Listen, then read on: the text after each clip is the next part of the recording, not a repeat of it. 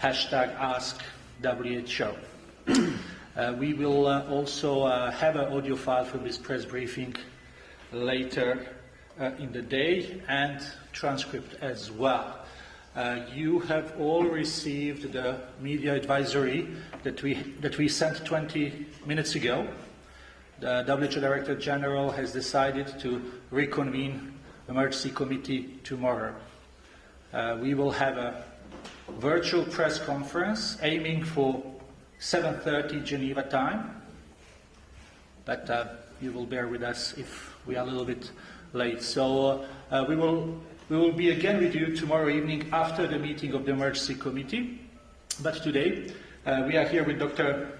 Mike Ryan, WHO Executive Director for Health Emergencies, and Dr. Maria Van Kerkhove, who you already met on a couple of occasions, who is the head par interim of emerging diseases and zoonosis. Dr. Ryan has just came back from his visit to China, where he accompanied Dr. Tedros and other WHO officials, where they met with health authorities and national authorities in China. You have received the press release on that last evening. So I'll give the floor to Dr. Ryan to tell us more about this visit. Okay. Good afternoon, everyone, and thank you, Tarek. Yes, Dr. Tedros and myself and the chef de cabinet returned to Geneva today at 1:30 p.m. So this is our first opportunity to brief you on that. As you will have seen, the Director General, Dr. Tedros, has just announced that he will reconvene the International Health Regulations Emergency Committee on the new novel coronavirus 2019 nCoV tomorrow to advise him on whether the current outbreak constitutes a public health emergency of international concern. His decision to reconvene the committee is based mainly on the evidence of increasing numbers of cases, on evidence for human-to-human transmission that has occurred outside of China. These developments in terms of the evolution of the outbreak and the further development of transmission is of great concern and has spurred countries into action. And we're very grateful for that action, especially in China. What we know at this stage, this is still obviously a very active outbreak, and information is being updated and changing by the hour. It is clearly still centred in China, with the overwhelming majority of cases still being reported from China. However, there are 71 cases reported in 15 other countries. Of note within those cases is the majority of those cases, apart from 6, are associated with travel to China, and of those, the vast majority of those cases are associated still with travel to Wuhan. We're continuing to learn more about the virus, but in doing that learning, as I said, we know that the intense epidemic is centred in Wuhan and Hubei. We know that many people are experiencing a minor form of illness, but still 20% of reported cases are reported as severe, and 2% of confirmed cases are reported to have died. The disease is obviously a mainly respiratory disease, passing via droplets from one person to the other, and mostly still through close contact. The source, as we've said before, is still unclear, and investigations continue in that regard. Prevention of this disease is based very much on what we recommend for respiratory illnesses in general, in terms of keeping distance from people who are sick and the use of respiratory and hand hygiene, and much information is available on that on our website and has been disseminated to Member States and the public, and Maria Van Kerkhove, who's with me here, can give more detail on that. Clearly, we want people who are sick to, especially those with coughs and difficulty breathing, to seek health care as soon as possible. During our trip to China, we were very impressed with the level of engagement of the Chinese government at all levels. Personally, I think myself and the Director General have never seen the scale, commitment of an epidemic response at this level, in terms of all of government involvement across all of the different arms of government, with tremendous support being poured into Wuhan and Hubei from the central government, with a highly organised emergency management structure. The challenge is great, but the response has been massive, and the Chinese government deserve huge credit for that response and for the transparency in which they have dealt with this. A case in point, in terms of one of the clusters of infection that we're currently working with Germany to investigate, it was the lab in China who contacted Germany to tell them that they had a return case that was positive. So China is not only helping to manage the cases in its own country, but it is actively reaching out on an individual basis, not only to WHO, but to other partners in the world to help them respond in a more effective way. As I said, they are taking extraordinary measures in the face of what is an extraordinary challenge. They have, in addition, have agreed to a mission of international experts to go to China and work with Chinese experts to better understand disease transmission, to better understand clinical severity.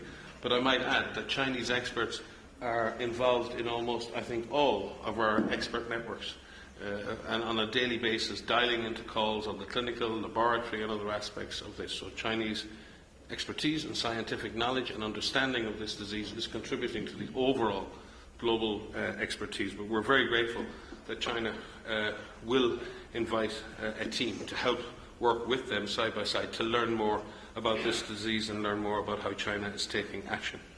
On our side, we have brought together some of the best minds in the world: scientists, clinicians, disease trackers, modelers, logisticians, supply chain experts, and many others from the public and the private sector around the world to examine what we know, the questions we need to answer, and who is best placed to deliver on those answers and those responses.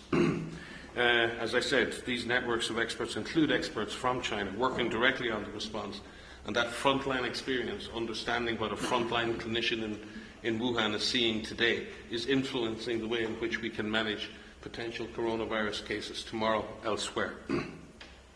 We're helping other countries to activate their preparedness plans. We clearly have four levels in this response. We have an intense response going on in Wuhan and Hubei province. We have responses going on in other provinces in China where transmission is less intense, the numbers are less, but nonetheless a major response is underway to track cases, contacts and try to interrupt chains of transmission. We have the 15 countries who have imported cases. They have to stop transmission. Some of them are doing that extremely well. All of them are actually taking good action, but some need some help and assistance with lab and other expertise, and we're doing that from WHO. But the whole world needs to be on alert now. The whole world needs to take action and be ready for any cases that come, either from the original epicenter or from other epicenters that become established. We're sharing information, guidelines and tools in real time on our website and through our partner networks on how to manage the disease, how to manage community investigations, how to manage transmission studies, how to manage clinical trials, and are very grateful for our partners who work with us on the research and development blueprint, for our partners who work from the Global Outbreak Alert and Response Network, from the Emergency Medical Teams Network, and many other networks around the world who are supporting us in this. We're also working to ensure that countries know what supplies to get, what supplies to use, through a disease commodity package, which details to countries the right supplies in the right quantities for certain levels of cases that they might expect. So those countries who have imported cases are clearly at full alert. Those countries who have not imported cases will obviously need to look at their readiness and preparedness. For some countries, this is a very straightforward task. For other countries who are fragile and potentially vulnerable, who already have weaknesses in their public health system, this is a challenge. So WHO is working with those countries to ensure that they have the basic capacity to do diagnostics, case detection, isolation, quarantine and follow-up. I believe that the world is pulling together to respond to this outbreak. We are at an important juncture in this event. We, as WHO, believe that these chains of transmission can still be interrupted. This disease is still spreading from person to person through personal contact between individuals and through proper management of hygiene, proper management of case identification, isolation and social distancing. Like in previous outbreaks of coronavirus, we may be able to, working with the government in China and other governments, stop those transmission chains. We must make that, we must commit to doing that together, and I believe the Emergency Committee tomorrow will consider the merits of declaring a global public health emergency and the merits of any temporary recommendations that could be made so that all Member States behave and act in a coordinated and measured fashion in response to this evolving event. Thank you. Thank you very much, Dr. Ryan. So we will start with questions. We will take a few questions from the room, and then we will also take a few questions from journalists who are watching us on our Twitter account. Let me start here, and please introduce yourself. Yes. It's Jan, the Geneva agency. I got two questions for Dr. Ryan. First, Mike. Okay. As WHO is going to send a group of international experts to China, so could you tell us who they are and what are the major tasks they're going to perform in China? And secondly, yesterday WHO said it's going to set up a novel coronaviruses data sharing platform. Can you elaborate more on what kind of data sharing platform it's going to establish? Thank you.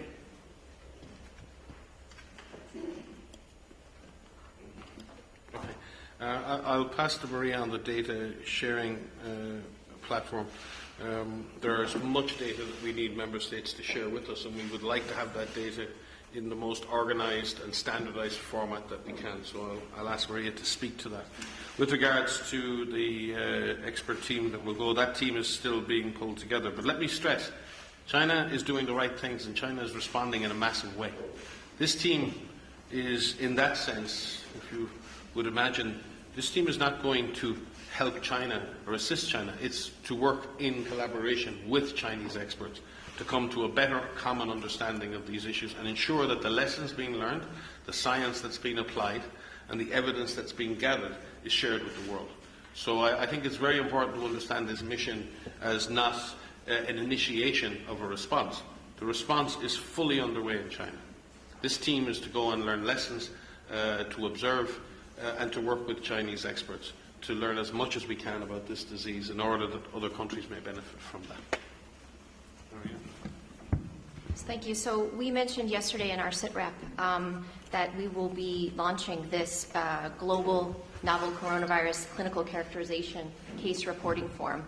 And this is our attempt to work with countries that are treating patients to have a standardized way to collect information about the clinical presentation, the signs and symptoms that they may have, laboratory testing, and how these patients are cared for. It's very important that we collect this in a standardized way so that we can better characterize what infection looks like, what disease looks like by being infected with this virus. And just in addition, we've asked all Member States who import cases to share with us on a daily basis a standardized data format for cases, for contacts, both aggregate and disaggregated data, which will allow us to build a comprehensive global database and track the spread and the evolution of this epidemic. So we are asking our Member States not only to collect data for their own purposes, but to share that surveillance data with us so we can build a proper global picture of the epidemic. Thank you. Jeremy, and then Brice from Bloomberg. Hi, Jeremy Lange from the French Public Radio. Quick questions. Did you learn anything major from your trip in China? Second question would be about the sharing of the genetic sequence of the virus. Australia announced that it shared today the entire virus, in contrary with what China did with only the genetic sequence. I'd like to know the difference there, and if it's something major too. And the last question will be something more personal, your personal feeling about the media frenzy about the coronavirus. We all know that there is a media frenzy here, and what it is you think about this? I mean, are we making too much headlines about the coronavirus right now, or too little? It's really hard to understand. I'd like to have your personal thoughts on that. Thanks.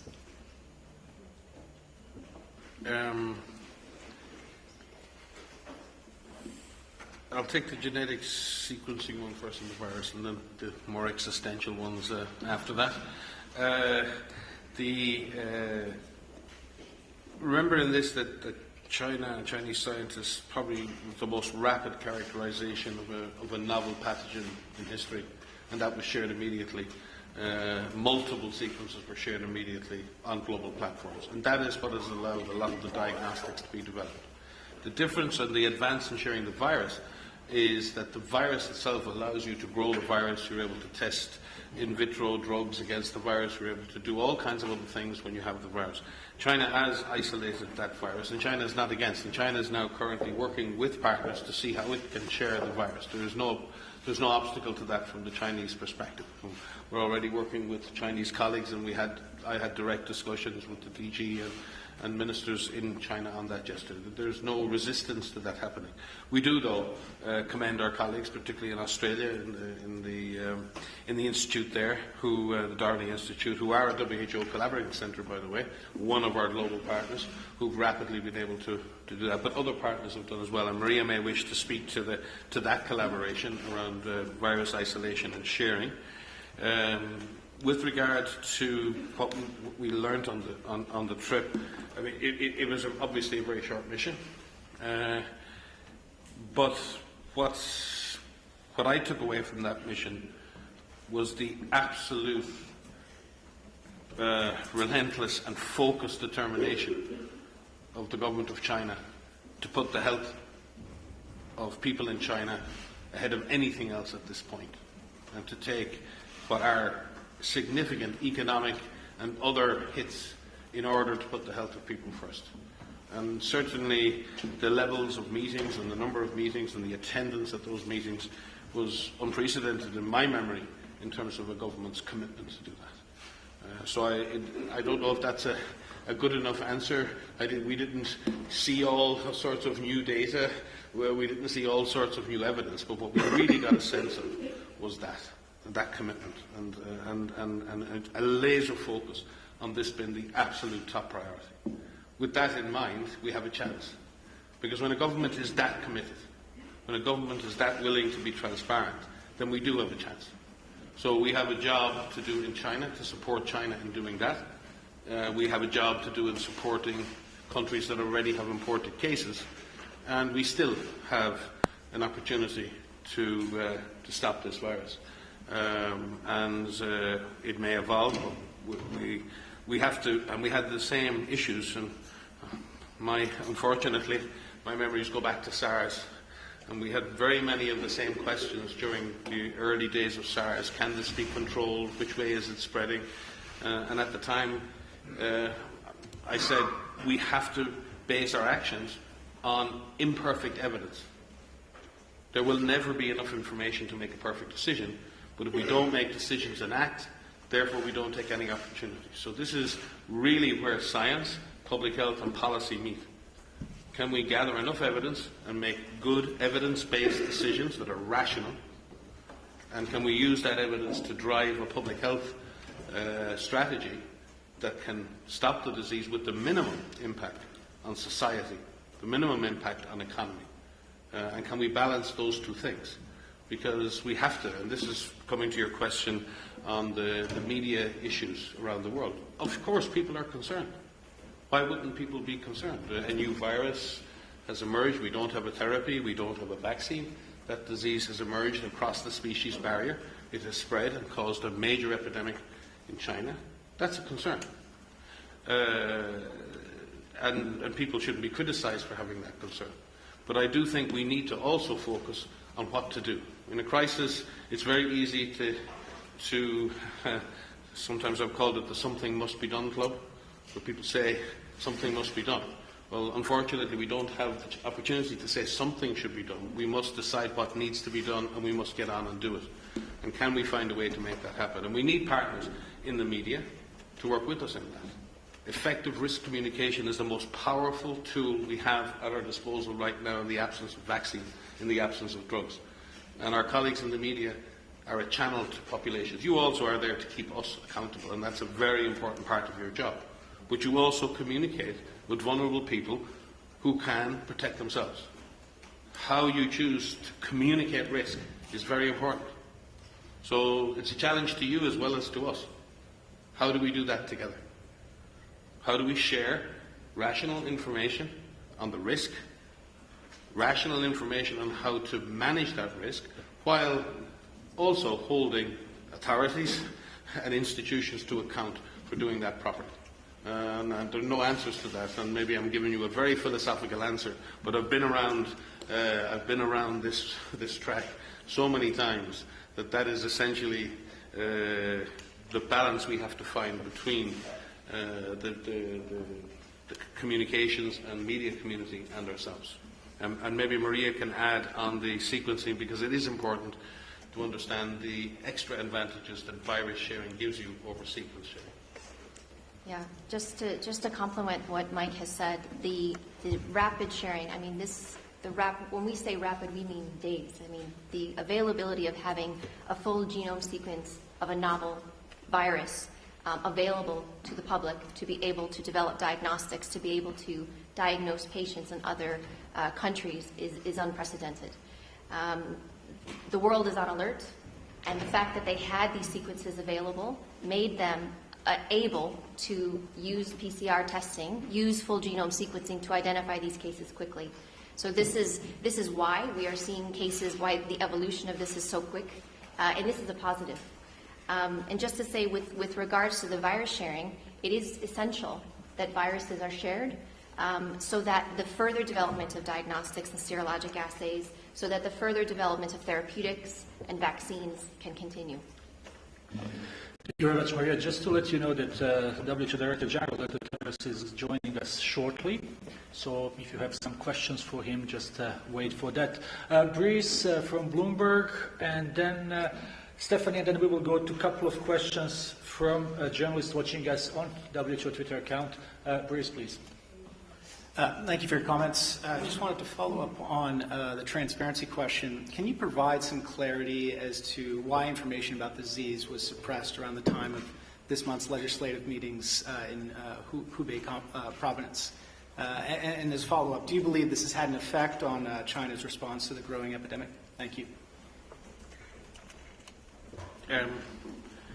It would be good if you could specify what you mean by that, because certainly if you track the Wuhan website, the public website, since the very beginning of this, they've had red alert, and they've been warning the population since very early in this response. In fact, I think it's probably a state of the art in terms of the amount of information that's been published by the state authorities in this case. So it would just be good to understand what the core of your question is, and do you have a date and a timeline where you're concerned about this in terms of dates?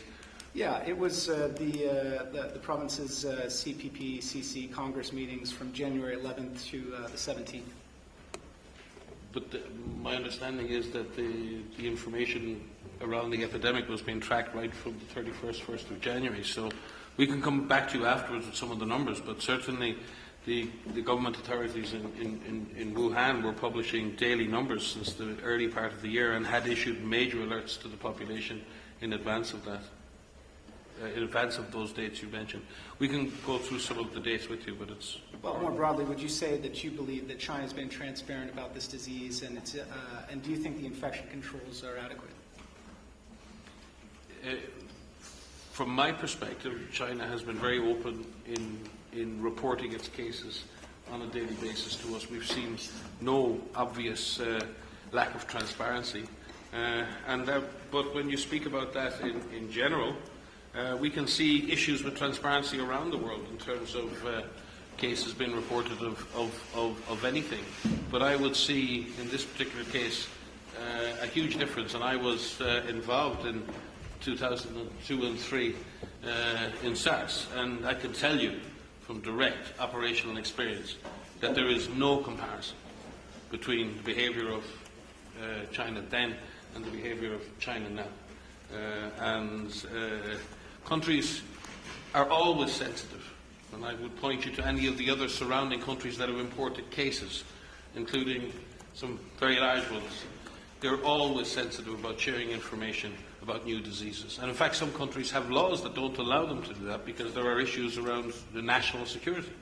So I think before we start pointing the finger at China, we also need to recognise that there are genuine sensitivities around sharing data around new diseases, and I believe in this case the countries that have been affected, including China, have been remarkably transparent in this regard.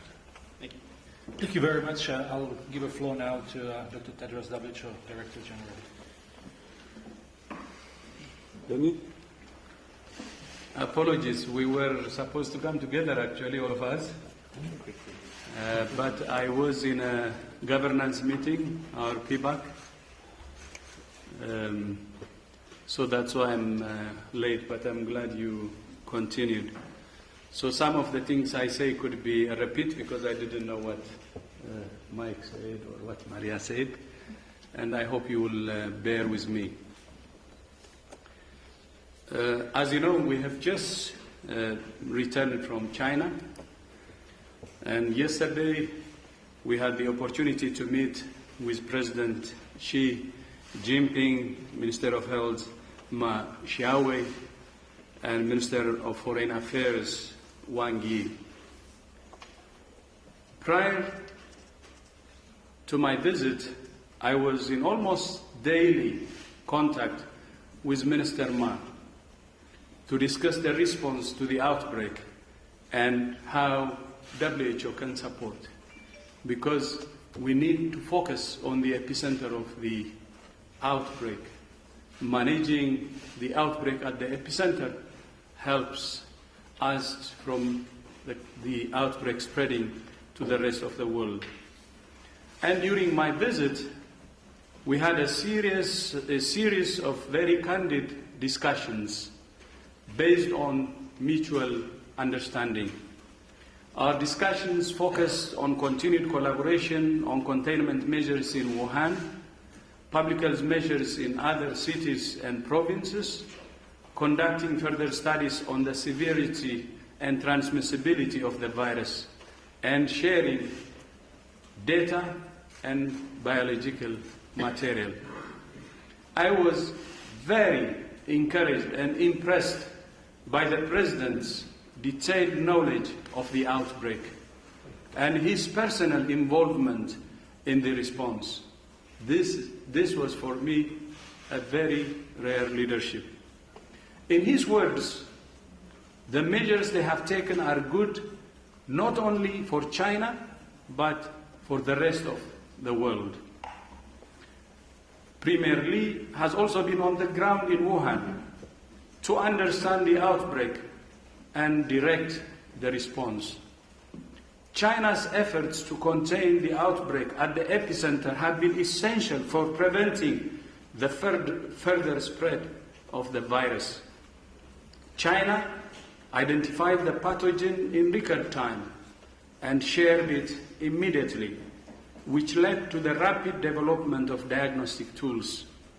They are completely committed to transparency, both internally and externally, and they have agreed to work with other countries who need their support.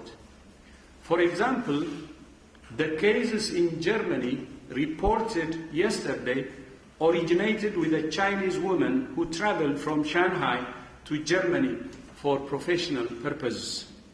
She was asymptomatic on arrival, but became ill shortly before taking her return flight to China.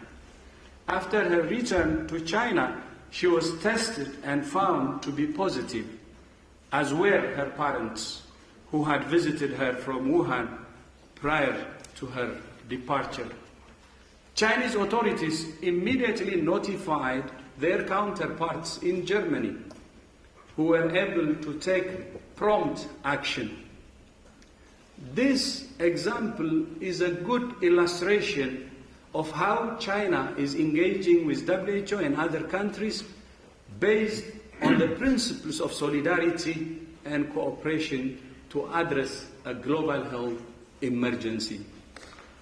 President Xi and I agreed that WHO will lead a team of international experts to visit China as soon as possible to work with the government on increasing the understanding of the outbreak to guide global response efforts.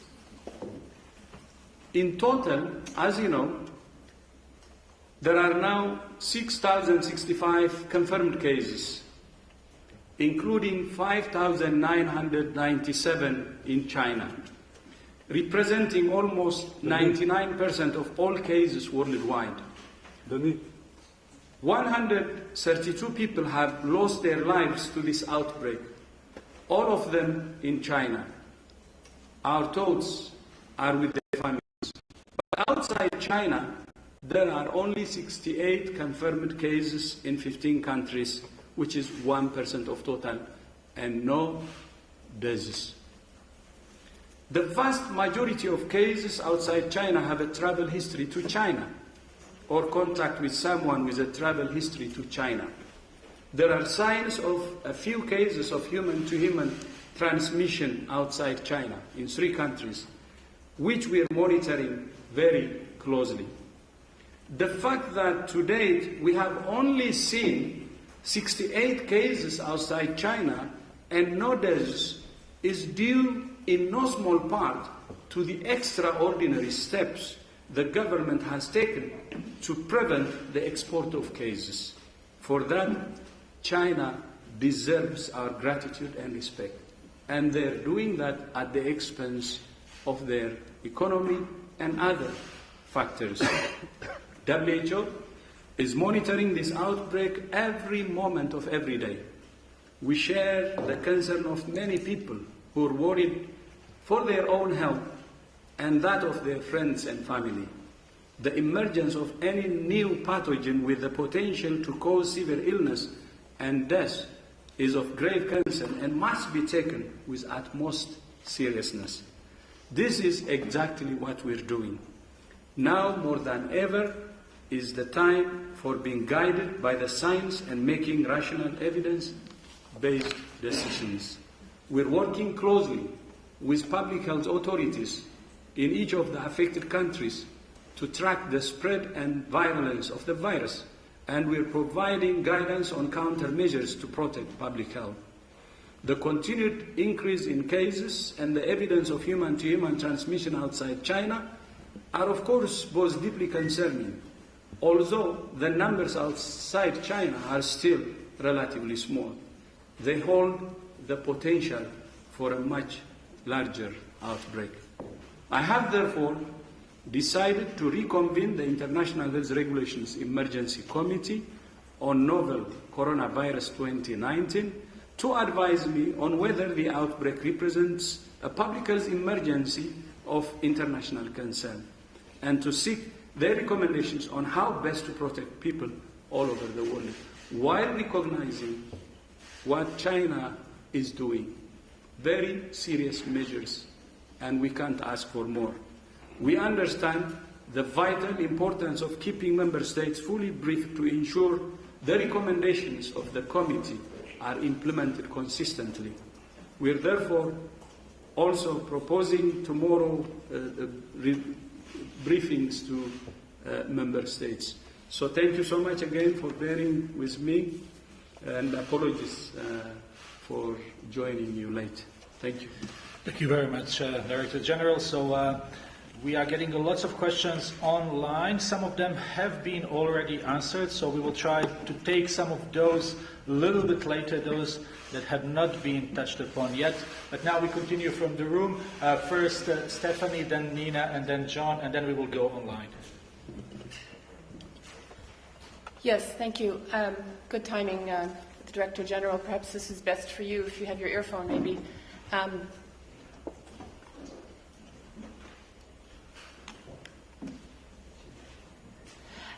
You've come back from China, sir, with this promise from the Chinese authorities of being able to send an international mission, a multidisciplinary mission. You said again today the same language that you hope to send as soon as possible. and you're working on it. Can you tell us a little bit more about what sort of skills you're looking for, how large it might be, what guarantees you've had from the government as to access, and very specifically, the U.S. Health Secretary Azar has voiced some concerns that wanting to get U.S. experts on the ground in China. Do you have plans to include U.S. experts from CDC or other agencies in this this mission, or is it a stumbling block, in fact? No, thank you. By the way, as we speak, we have already some colleagues from WHO on the ground, and we already have our director, Sylvie Bryan, who stayed behind, who were part of our mission. And then we will put together others from WHO to send, but we're discussing with what skill sets we need to send. On involving other countries, the best would be a bilateral arrangement, and that's what we recommend, because the WHO experts will be those who will work for WHO or who we may identify that can work as independent experts if we lack expertise in WHO. But with countries, it should be a bilateral, and that's what we expect. Thank you very much, Nina, then John, and then we will take a few questions from, and then hopefully we will come back to you, Gabriela. Nina, please. Nina Larson, AFP. I was wondering, there are now quite large-scale evacuations from China. If you could say how good idea you think it is that countries are evacuating their citizens and the potential of further spread through that. Also the isolation that some countries are doing. And also, I was wondering on, it seems that you were saying 2%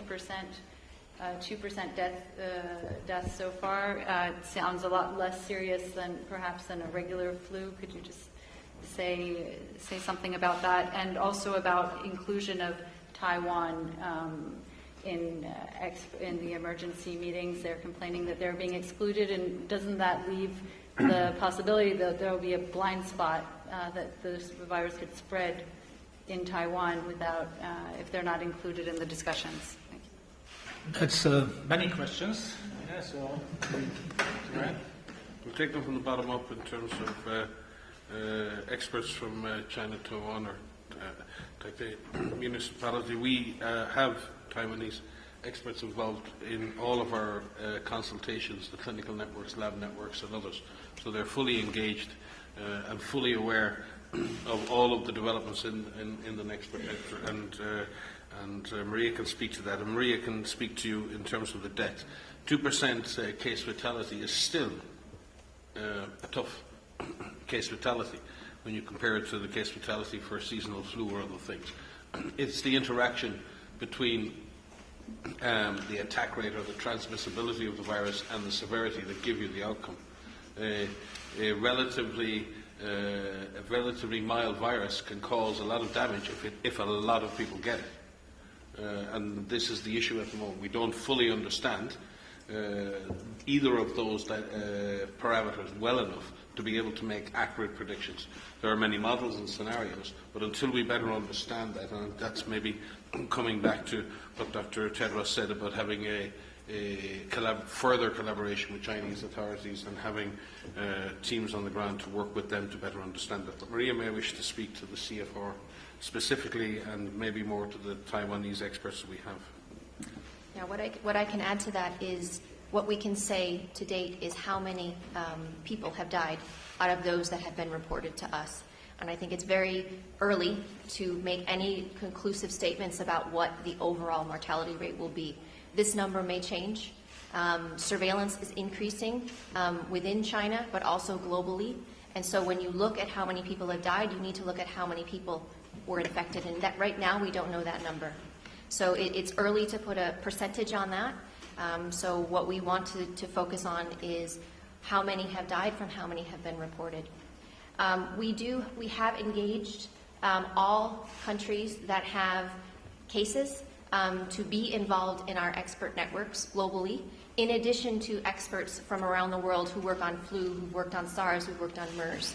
So it's very important. What's important about this is that we not only have expertise on the call, but we have people who have direct involvement with patients, so that they are sharing their information, who have direct involvement with the virus in the lab, so that they are contributing to a conversation and best informing our technical guidance that is evolving as this outbreak evolves.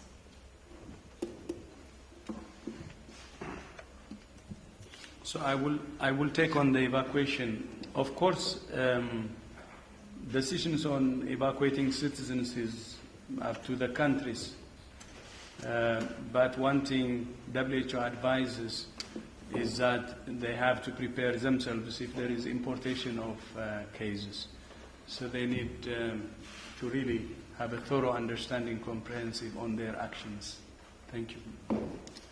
Thank you very much, Prime Minister John. And then we will go to a couple of questions from journalists watching us online. Yes. John, please. Yes. Good evening, John Zarakostas for France 24 and The Lancet. My question is to both the Director General and Dr. Ryan.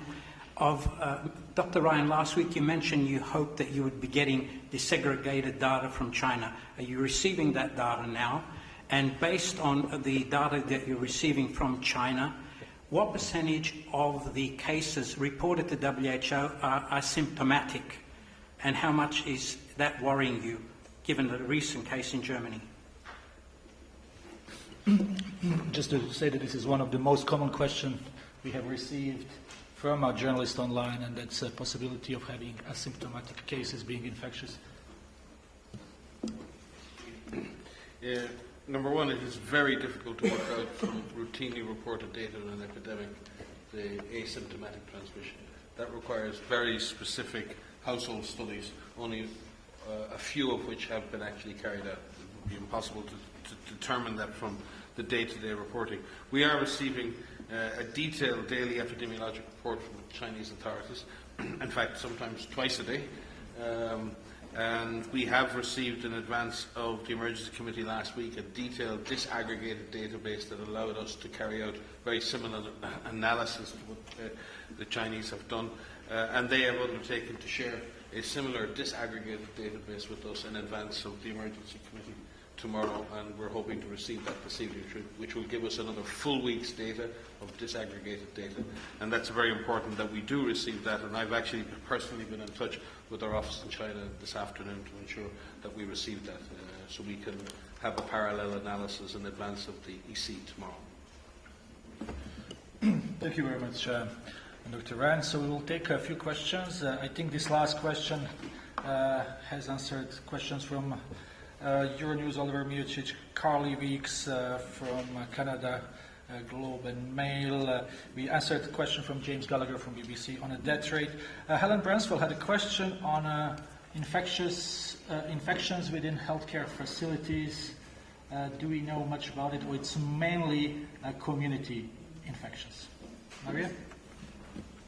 Yes, so we have reports of a hospital cluster in Wuhan, which involved 14 healthcare workers. We also have reports of healthcare worker infections in other parts of China, but we have not heard of hospital outbreaks in China, other than the one that I just mentioned, nor have we seen healthcare worker infections in other countries outside of China. This is something we are looking for. This is something that we need countries to prepare for and make sure that infection prevention and control is applied, is enhanced to ensure that standard precautions are taken at all times, and especially when dealing with patients, that the appropriate precautions are taken. And just might I add that while obviously the evidence needs to come in, the fact that we haven't seen large-scale health worker-associated infections may be a testament to what China has managed to do in terms of protecting its workers, in terms of PPE and training, the way in which patients have been cohorted and managed. It's very, very difficult in the context of a coronavirus to control infection in a hospital environment, particularly where you have many, many patients coming for diagnosis at the same time. And again, to spare a thought for the thousands of frontline health workers in China and many from outside Wuhan who have gone to the assistance of their colleagues inside Wuhan. And that is a big decision to make. And at New Year's, in a time of celebration, to leave one's family and go to the assistance of your colleagues in another province and provide frontline care for a disease that we don't have a treatment for or a vaccine for, again, is a testament to the personal commitment, courage, and professionalism of Chinese frontline health workers. Thank you very much. We'll take a few more questions from our colleagues watching us online. Marianne Benitez from Hong Kong Standard is asking about shortages of masks and supplies. Is there something that WHO will help with?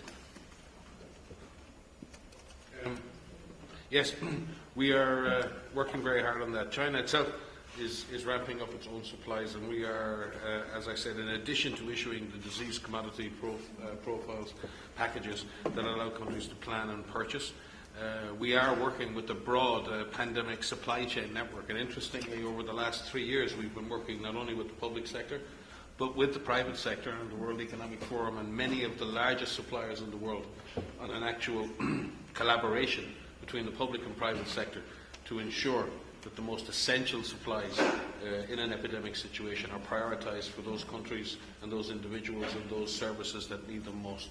So this is the first test of that network to come together and manage that process. As I said, thanks to those companies and institutions that are participating actively in that process. I don't know, I've been away for a couple of days. If maybe It's just been very active. Okay. Question from Russian news agency Interfax. What is the advice WHO is giving to countries that have not seen any confirmed cases so far? So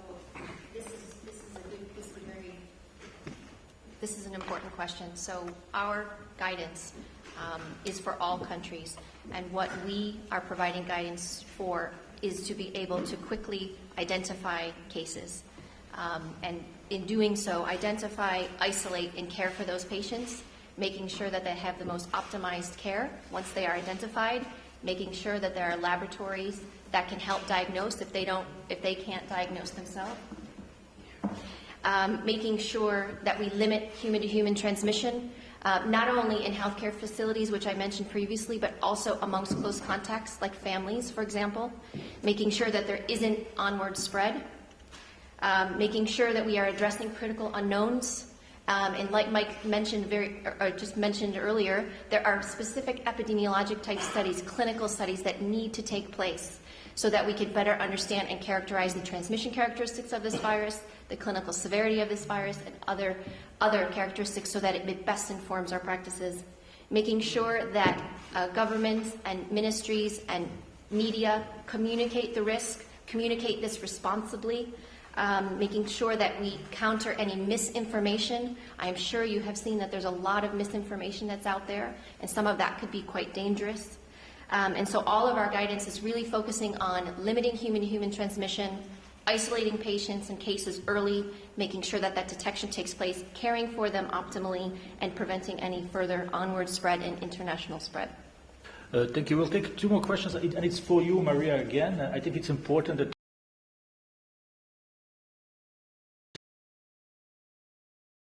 or airborne aerosol transmission. And the second question was also from Helen Bransfeld. It's about are we seeing more milder cases now? What's the severity that we know about? So those two questions, and then we come back to the room. Thank you. So what we understand about transmission is that this is being transmitted through the respiratory route, so that it is droplets, and that it also can have transmission through contact, direct physical contact between people, but also the possibility of fomites. Which is when you have virus on an inanimate surface, which could survive for a short period of time. So there's respiratory routes, and that's based on all of the evidence that we have to date. The second question about mild cases is as surveillance improves, as detection improves, we will see people identified on the more mild end of the spectrum. Typically in outbreaks, we tend to focus on the severe cases because those are the individuals who seek care. So we pick those up first. So we may see more individuals on the mild end of the spectrum. Thank you very much. We will go back now to the room. Sorry.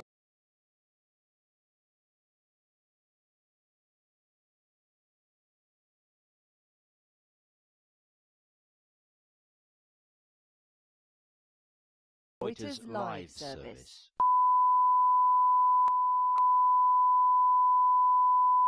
This is the primary audio circuit for the Reuters live service.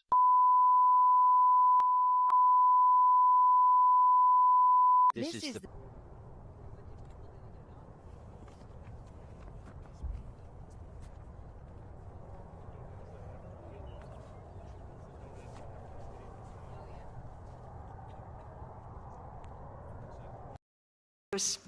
You have a lot of praise for China and about the actions that already have been taken. So what more can we expect that will occur? Thank you, Lisa.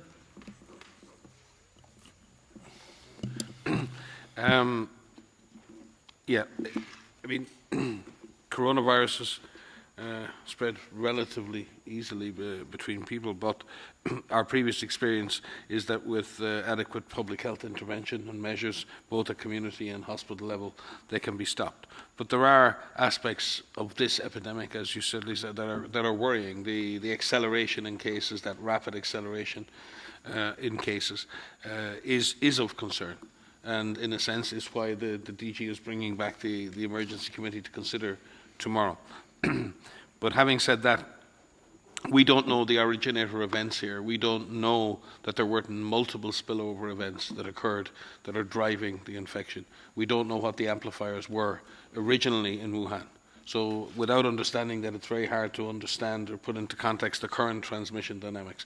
So in a situation like this, you can stand back and say, well, there's nothing we can do, this is spreading out of control, or you can use the knowledge you have of previous epidemics, of these viruses, and of the current trends, and you can identify the tactics that you can use to stop the virus.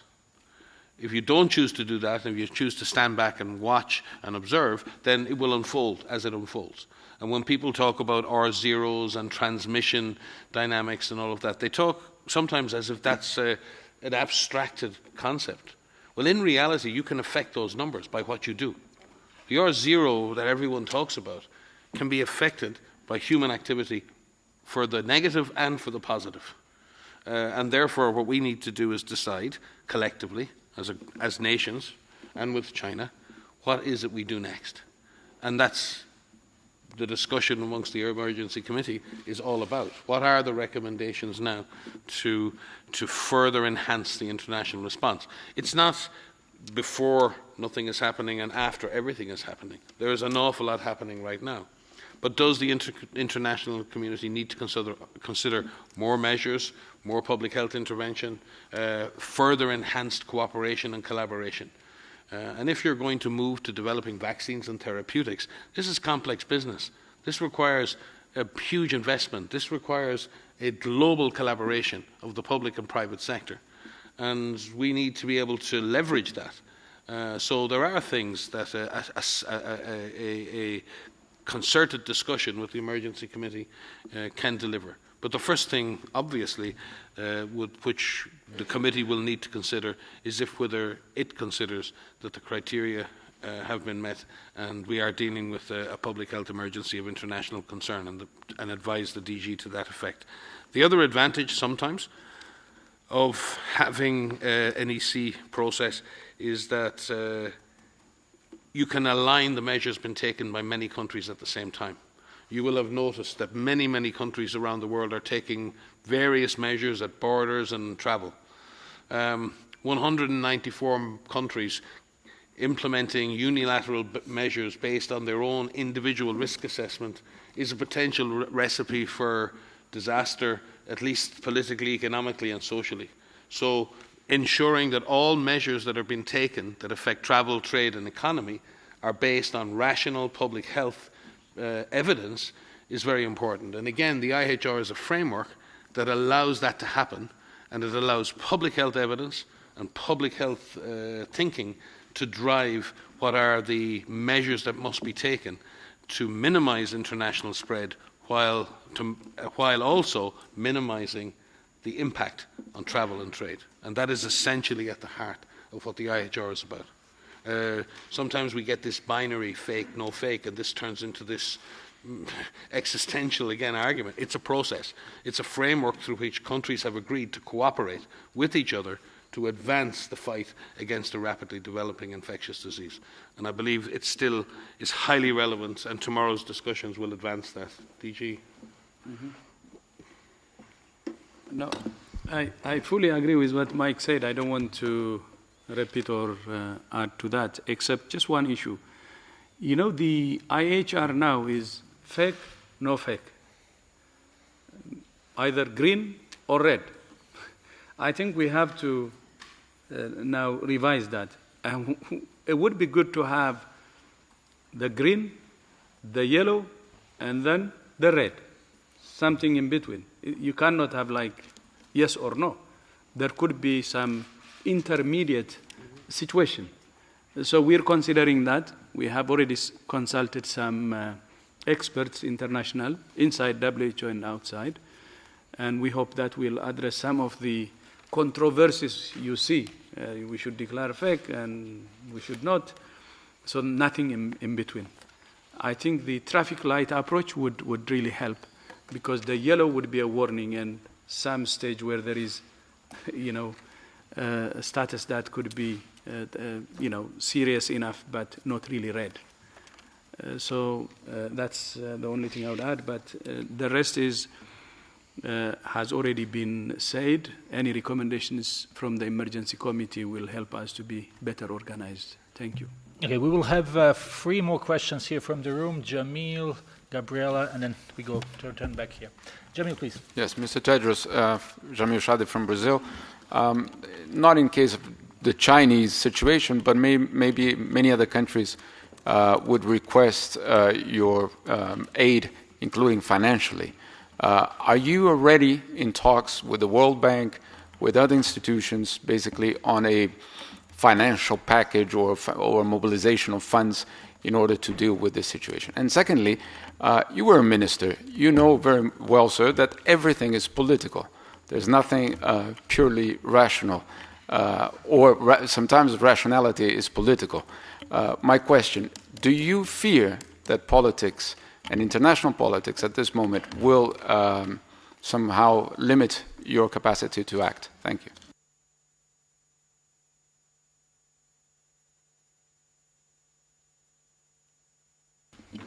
Okay, thank you. On financial, we're talking to partners. And our concern is if we have cases in countries who have a weak health system and who may need our support, so we're preparing for that. And during our discussion with President Xi, he also agreed to continue to support in any way possible. So we're working on that. On the political situation to limit capacity, I think doing the right things will be very, very important. And as far as WHO is concerned, we will do the right things. For instance, I can tell you one of the strategies we have agreed with China. China really takes it to heart, and WHO too. The strategy we followed here is a serious and strong intervention at the epicenter, because it helps you to limit the spread. If the spread is limited to other countries, it's easier to manage. But if you have several epicenters, it's chaos. And that is very important. And to do that, I think there is support. If we see it, politics in relation to what actions are being taken, there is no politics that's limiting us from taking the right action. And using that model for the future is very important. You cannot focus everywhere. You have to focus on the epicenter, because limiting the spread is the most important thing, because you will be able to manage it, because the spread, what is spread is less. And I gave you figures, 68 outside China, 68 cases in 15 countries, because the epicenter is aggressive. because in the epicenter, the government is taking serious measures. That limits spread, and that makes it manageable. So working with other countries, even in terms of finance, I don't think will be a problem. But make no mistake. I'm not saying, although it's 68 now, it may not be bigger. It may be bigger, and we may even face serious problems. That's why when we see the human-to-human transmission in 3 countries, we're reconvening the EC to understand what that means. So any political action, we have to see it in relation to the effective measures we think works, and if there is any barrier to that. But we haven't seen any barrier, and that's how we're progressing. Thank you. Thank you very much, Dr. Tedros and Dr. Rana. Very tired from the long trip. So we will take 2 more questions as we promised. First, Gabriela, and then we go to our friend here. And don't remember that we will see each other again tomorrow evening. Gabriela. Thank you so much. Gabriela Sotomayor, Mexican journalist for Proceso. So far till now, Latin America, North Africa, or the Middle East have reported cases. So what does this tell to you? Do you have, this is for Dr. Ryan, do you have any scientific explanation to this, or could be due to lack of transparency of these countries? And I have another question for Dr. Tedros. Dr. Tedros, WHO is also dealing with Ebola in Congo, with other crises. Is WHO ready to deal with this new big challenge? Do you need more support from member states? Thank you. On the first one, we are currently working with at least 2 countries on investigating suspect cases in 2 countries in Africa, and there have been a number of alerts from other countries. And I've been speaking today with our regional emergency director, and we've been in touch with our regional director, Chidi Moeti, and we are concerned for countries in Africa, but also other least developed countries, that they have the capacity to detect and respond should the need happen. And in that framework, as Director General said, we have been working on a strategic response plan with the World Bank and other major partners to look at what it's going to take to accelerate that. And I point to you from the Ebola response that the surrounding countries, in terms of their preparations, managed to do an exceptional job in preventing Ebola taking off in surrounding countries, but unfortunately did not benefit from a great deal of funding in order to achieve that. And the least funded of all the Ebola response activities was the preparedness in the surrounding countries. And we would hope in this case that if countries reach out and look for funding to accelerate their capacity to prepare, that they would benefit from such funding. And as DG said, our colleagues in China were very keen to support any initiative in that regard. Do you want to address the question on dealing with multiple emergencies? Yeah. So on Ebola, I think we took the same approach, focus on the epicenter. And the spread was really non-meaningful. Few cases crossed to Uganda, but they were taken care of. So we really invested in DRC and was contained there, and now it's really down, and we hope it will be finished. But the problem is the Eastern DRC is a bit volatile. Security incidences may again, affect it, and we may see more cases. But for now, it's calm and getting calmer and calmer. So that's almost under control, hoping that there will not be additional security incidences. But the approach is the same, by the way. Focus on the epicenter and manage any outward spread of the virus because you can manage it easily, and that's why in Uganda we managed it. But as Mike said, while focusing on the epicenter, preparedness in the neighboring countries and beyond is very important. So now our focus is on the coronavirus. And luckily, as I said earlier, the level of commitment from China is incredible. some people on social media, I will be open with you, were criticizing for praising China. I will praise China again and again because its actions actually helped in reducing the spread of coronavirus to other countries. We should tell the truth. Because of some pressure from one corner, we should not fail to tell the truth. That's the truth. And as you remember, I gave you also very concrete reasons why we are appreciating China. One, identifying the pathogen, record time, sharing it immediately, and sharing line list information. But not only that, the commitment of the political leadership, starting from the number one, from the president himself. And I said it in my speech, the level of his knowledge is very, very amazing. We actually ask in other countries to have that level of political commitment and the technical competency too.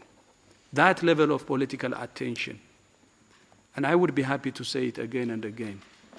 And the reason I'm saying this is China is doing its best, and that helps. Of course, in addition to that, we call on all member states to also give that kind of attention, both political and technical.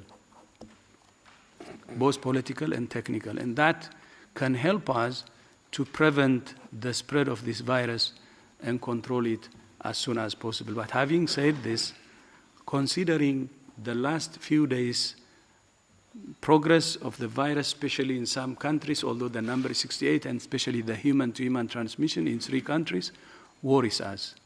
In Germany, in Vietnam, and also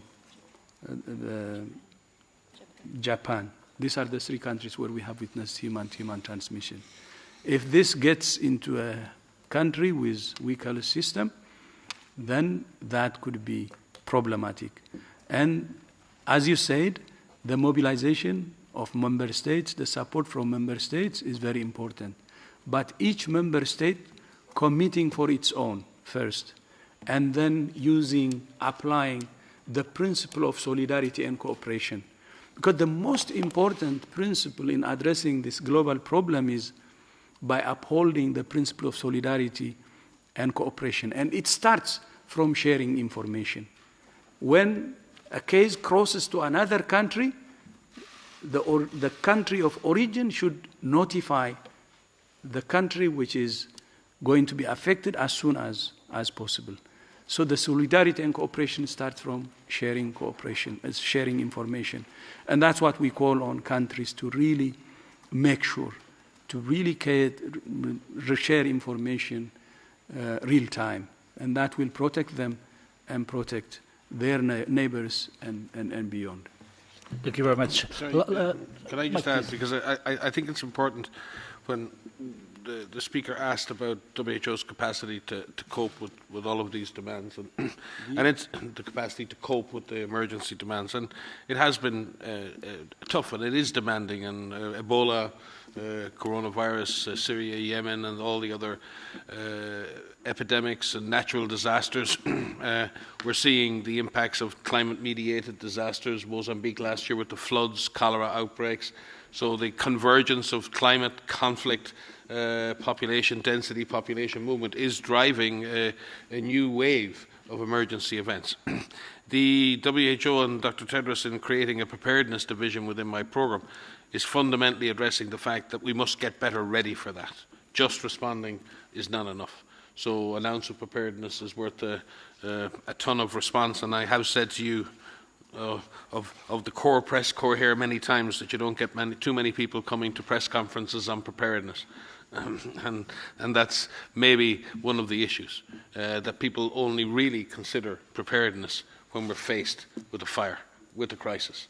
But we do have to address that much more. But also we need to reflect and celebrate the global collaborations that we have through the WHO Collaborating Centre network. It was a WHO collaborating centre that has isolated the virus in Australia. There are WHO collaborating centres for respiratory diseases, influenza, SARS, for MERS, all over the world. Our colleagues in the Global Outbreak Alert and Response Network, many of whom are mobilising to join the international team that will go to China. And there are many Gorn partners in China, including the China CDC, who will work with us. Those relationships have been built over years, and the trusting relationships between scientists that go beyond national boundaries are extremely important at this time. We also have global collaboration of emergency medical teams, and EMTs from China, domestic EMTs, are going into Wuhan to support their clinical colleagues and being supported from the international networks. We also have 194 member states under the framework of the IHR. So WHO is not alone. WHO is at the centre of a scientific, public health and political web that allows us to act collectively under the leadership of the Director General. The question now for us all is how will we act in the coming weeks? How will we support each other in order to bring this epidemic to an end, or at the very least reduce its impact on human populations? Maybe to add one more on that, as you know, the capacity of the emergency program in WHO, especially since Ebola in 2014, has increased. And thanks actually to Margaret Chan, who started the reform, and we built on that. But we also believe that we need to build it and upgrade it constantly. And we're learning from day-to-day events we get, and building it on constant basis will be very, very important. Thank you. We will take a last question as promised. Please. Thank you. Thank you. It's Liu from China's Xinhua News Agency. A few questions for Dr. Ryan. First, any update on the evolution of the virus? How many generations are there so far, and how does that going to affect the ongoing solution to contain the epidemic? And the second question is, based on the information the WHO has so far, how long do you think it would take before the number of affected cases, both suspects and confirmed, would reach its peak and then start to decline? Thank you. Yeah. I'll let Maria, sorry, I'm mixing it up with the other one. Maria will answer the question on evolution, but essentially the virus is being remarkably stable. And there is no scientist nor sage on the planet that will tell you when the peak of this epidemic will occur. The peak will occur when the peak occurs. The peak will occur as soon as we put together a package of interventions that are designed to stop the virus. So we need to focus not on where the peak is, we need to focus on our actions in the coming days and weeks. And to add to that, to reduce that peak, whatever that eventual peak will be, all of these actions and taking into consideration reducing transmission, reducing morbidity, mortality, that will reduce that peak, and that's our goal. With regards to transmission, Chinese authorities told us that during the emergency committee, you saw in the EC report that there were 4 generations inside Wuhan and second generation outside of Wuhan.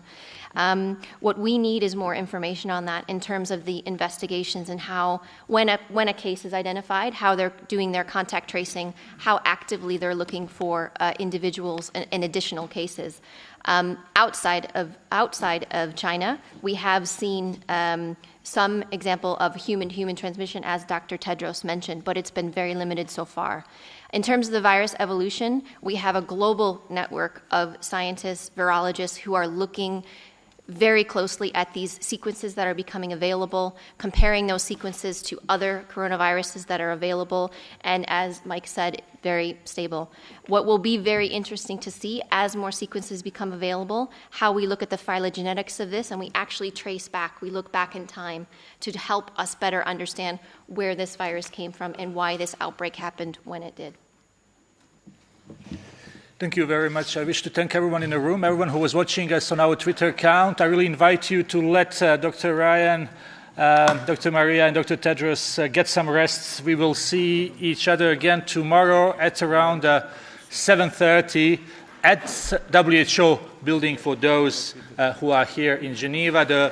The audio file from this press briefing will be available soon, and hopefully we will have a transcript as well during the night or early in the morning. I wish you everyone a very nice evening and talk to you again tomorrow.